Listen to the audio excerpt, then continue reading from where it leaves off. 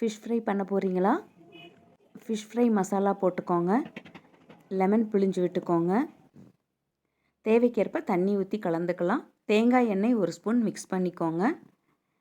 இதில் பூண்டு ஒரு 5 பல்லு பூண்டை தட்டிக்கோங்க. கொத்தமல்லியை நல்லா நசுக்கிடுங்க. இதை அந்த மசாலாவில் போட்டு பிசைஞ்சிட போகிறோம்.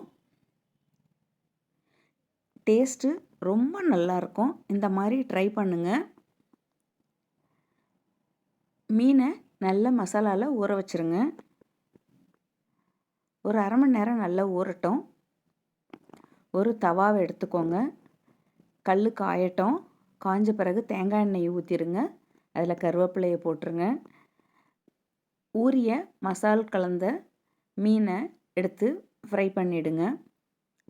டேஸ்ட் அப்படி இருக்கும். தேங்காய் எண்ணெயில் ஃப்ரை பண்ணி பாருங்கள். சுவையோ சுவை.